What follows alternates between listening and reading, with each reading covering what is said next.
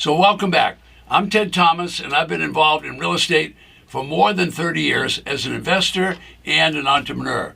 Now, my specialty is a subset of the traditional real estate, and I'll tell you about that in just a few minutes.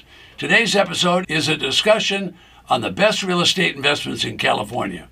Now, having lived in California for more than 30 years, I'm comfortable in saying that times are certainly changing, and the marketplace is much different today than it was in the past years. For decades, California has been a place where everyone wanted to be. A great lifestyle, warm weather, thousands of people from across the country immigrated to California until recently, and now things are beginning to change. Today, the story is different. People are leaving California, not just one or two of them, but according to the census, over 250,000 people departed last year, and over the past few years, it's continuing. You're probably wondering where they're going. Well, they're moving to the states that don't have income tax. In other words, a state income tax. And what are those states? Well, close by is Nevada, right next door. Washington's just to the north, right along with Oregon. People are moving there. They're also moving to Utah, Arizona, and Colorado. Why? Because they don't want to pay those high taxes, and who knows, there might be some political reasons too. They're all selling their high-priced property, and they're moving to states where they don't have state income tax. So today's episode is a discussion about the best real estate investment in California. I'll be right back.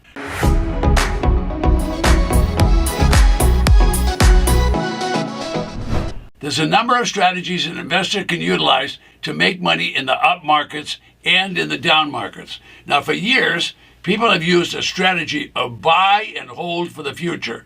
I think that strategy is a good one. If you have time and you have patience and you're going to stay in the same place, that is definitely a good strategy. All right, but what about today? Not everyone wants to wait 20 or 30 years for the property to appreciate. So what about the future? They want to make money now, and they want to concentrate on making money. So that's a challenge, especially in a market that's going up as fast as it is in the state of California. Now, $1 million homes are not unusual in California. So getting into real estate investing is going to be a challenge. It's going to be difficult for many people to get started. San Francisco has been a high-price market for decades. Many parts of Los Angeles are the same way. They're only priced for the affluent.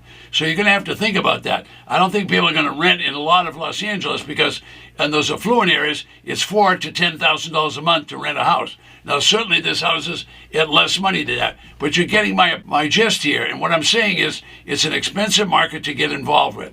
So later in this episode, I'll reveal a subset of the traditional real estate business that allows newcomers like yourself to locate and purchase investment properties which are heavily discounted. By that I mean they're discounted as much as 60%, 70%, and 80% less than the tax assessed value. And I'll cover that.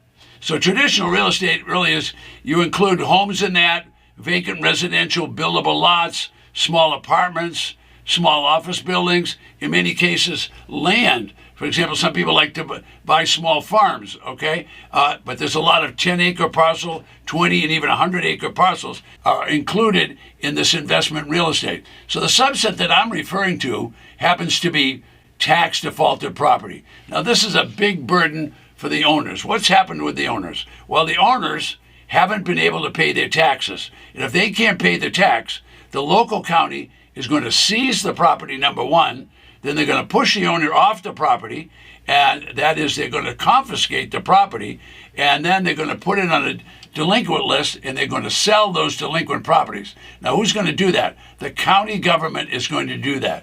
So the government does not want these tax defaulted properties, but the treasurer of the county is responsible for doing this. Now, the auction property will go to the highest bidder.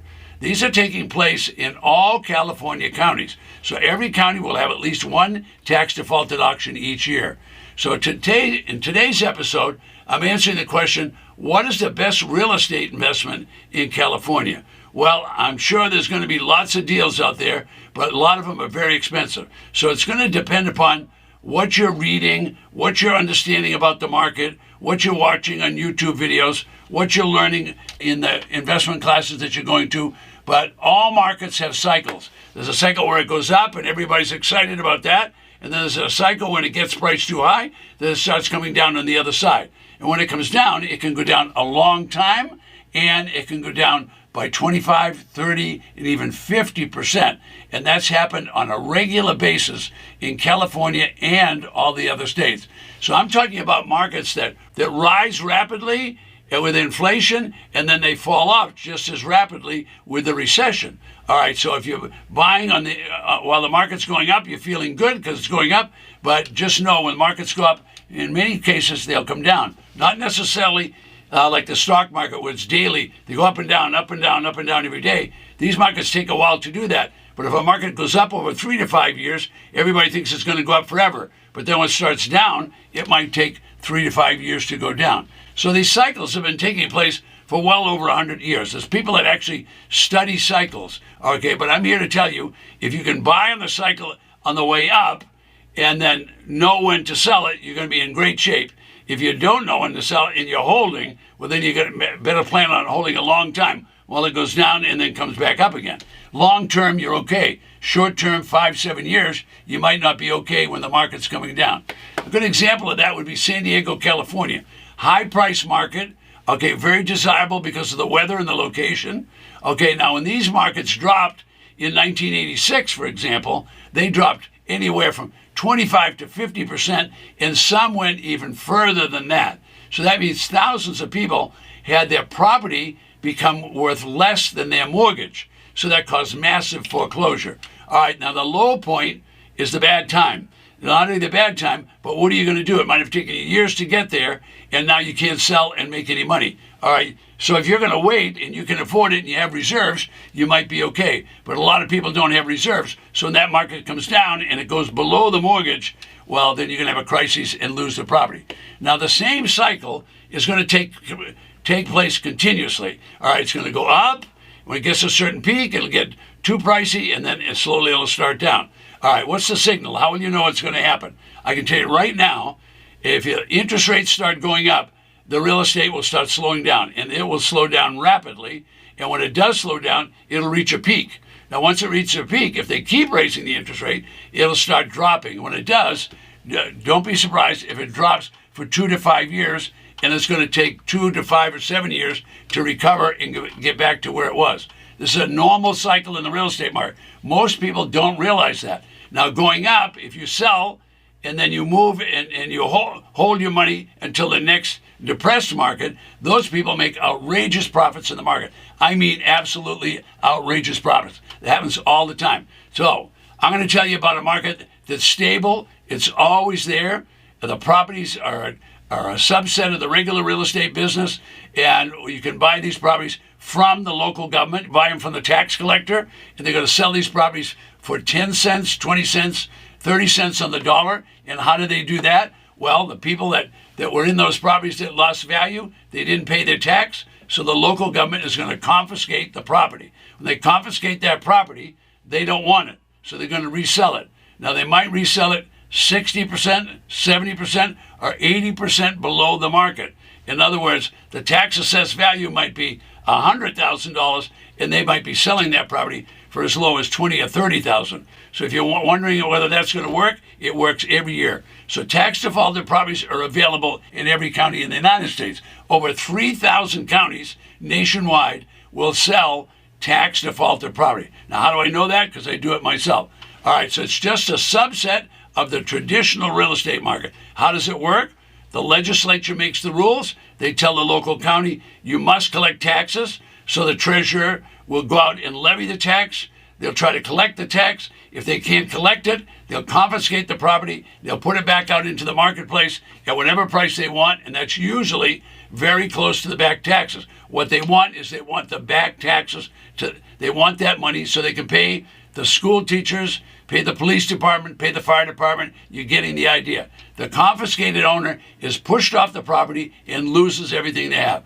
All right, so when does this happen? It happens at least once a year in every county in the state of California. As a matter of fact, some counties will have multiple auctions. I've seen as many as 3,000 properties for sale in San Bernardino, and they might have that auction 2 times a year. So there's always going to be availability of these properties with 60, 70, and 80% discounts. Think about that. Now, large counties with large populations are going to have many properties to auction, sometimes thousands to auction. Now, the counties with small populations, they're going to have dozens, but up to hundreds. So this is happening in every single county. The county doesn't want the properties. They want to get them sold. If they want to get them sold, to accelerate the auction, what they do is they drop the price 60, 70, 80% below the assessed value. This is happening in 3,000 counties. It's not unusual for people to buy for 10 cents, 20 cents, 30 cents on the dollar. Sacramento County, for example, will have 100 properties every auction which they want to sell. They'll sell those properties. The starting bids will start at very close to the back taxes. All right, what kind of properties are they? They're going to be single-family homes, small apartments, small farms, vacant residential land. They're all tax defaulted property. I've personally been to the auction in Los Angeles, and there have been over 1,500 properties at that auction. It might last for 2 days. Now, if they can't get them all sold the first day, they discount them even more in the second day. Now, my name is Ted Thomas, and I'm running out of time. So what I want to tell you is right below me, if you'd like to see an auction list or you'd like to subscribe, you can get a free auction list right below me. Now, if you're going to buy properties, you need to have 2 rules. Rule number 1, don't buy a property unless you know what the exit strategy. In other words, what can you sell it for? Number 2, don't buy a property unless you've had boots on the ground and you've seen it. Why? What if there's a hurricane? What if there's a windstorm? What if it was next to a chicken farm? What if there was too much rain? Lots of things could happen to the properties. So don't buy just from the auction list. Be sure you look at the property. I'm Ted Thomas.